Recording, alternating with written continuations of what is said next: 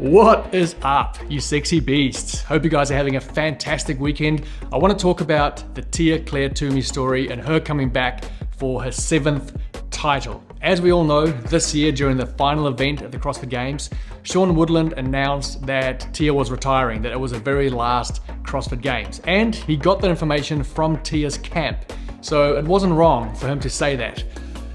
But then, at the post-workout interview with Nikki Brazier, when she asked Tia if that was it, Tia said, well, that's the question, isn't it? And kind of left us hanging to wonder, is she coming back? Is she not coming back? Now, some people are upset that Tia has not said anything about the situation. They say that Tia kind of set Sean up for failure by her team giving that information and then her changing her mind. Obviously she is allowed to change her mind. If she wants to decide to come back, then she can do that. I think Sean did the right thing by announcing it on the live stream. I think for the history books and for the kind of media to line up nicely, it is good to kind of have those sound bites, especially with Sean's amazing voice. But the question I want to know is, did Tia's camp go to the media team and give them that information? Or did the media team come to Tia's team seeking out the answer so that they can, get their media, their story lined up? I think that's a really key piece of information, because if the media team came to the camp looking for an answer, kind of probing for an answer, they kind of have a part to play in the disappointment or in the setting up of Sean Woodland. If they didn't seek that out, if they just left it to play out naturally and let Tia just do her thing, obviously there's always going to be cameras and mics on Tia, so the story would have been captured regardless of whether they seeked out that information. Now, I don't know if they did. Maybe Tia's team went to them, but I've got a sneaky suspicion the team doing the documentary or the team, on the live stream, that media team, I wouldn't be surprised if they went to Tia's team kind of probing and asking for that information so that they can produce the most dramatic story, if it makes sense. So I think if that is the case, then they also have a part to play in the disappointment of the moment. But that's actually not what I want to talk about today. I want to talk about the amazing opportunity that someone like Mal O'Brien has by Tia-Clair Toomey coming back next year. Justin Medeiros on the Sevan podcast recently talked about this, where his very first year at the CrossFit Games in 2020 was Matt Fraser's very last year. So the crossover was very minimal and he didn't really get to have a good go at dethroning the champ. He was still an up-and-comer, he still hasn't reached his full potential, and he kind of alluded to the fact that he was longing for the opportunity to go against Matt at his peak. The very same thing happened with Matt Fraser and Rich Froning. The very first year that Matt Fraser came in 2014 was also the last year that Rich Froning competed. And so again, there was no crossover where both athletes were at their peak. Now, Mal O'Brien by no means will be at her peak performance for her whole career by next year. Obviously, she's going to continue to make gains and become a better and better athlete for the years to come. But I do believe there is an opportunity here for Mal that perhaps someone like Matt Fraser or Justin Medeiros did not have, and that is to go up against a champ, at her 3rd CrossFit Games. She's been working with Matt for 6 to 8 months. Now she has another 12 months under his tutelage, and to get better as an athlete, it'll be her 3rd CrossFit Games, so no longer a rookie or an up-and-comer, well established in the sport.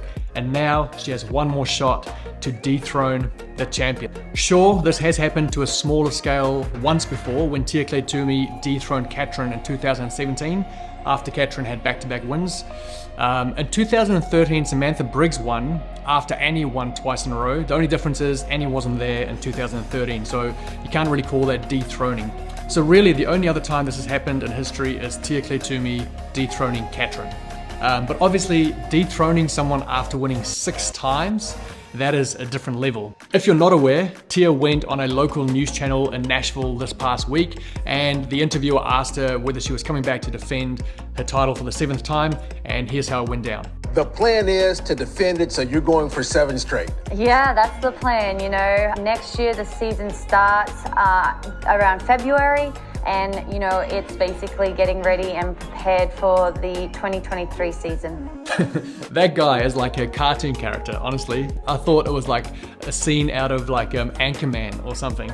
But nevertheless, she gave that answer, and I think it's pretty clear that she's coming back for the 7th. So since that video came out this week, you've seen lots of memes in the CrossFit space, if you follow the meme channels, just about the female field kind of shaking in their boots, being upset that Tia's coming back again. And it's funny, and maybe there are some athletes that feel that way, but I don't think Mel O'Brien is one of those. I think there are some athletes, some real champions that are just like their mouths are watering. They are frothing at the mouth for the opportunity to dethrone Tia. And I definitely think that Mel has that kind of champion mindset where she would not be upset at all that Tia's coming back. It'll be the opposite. She'd be very glad that she gets the opportunity to go with the best again. I think another athlete that has that mindset and that is just raring to go against Tia again would be Annie Thorisdottir. So it's gonna be interesting to see whether the Rogue Invitational is a standalone event where she goes as an individual, or whether she actually returns as an individual next season. So my question for you guys today is,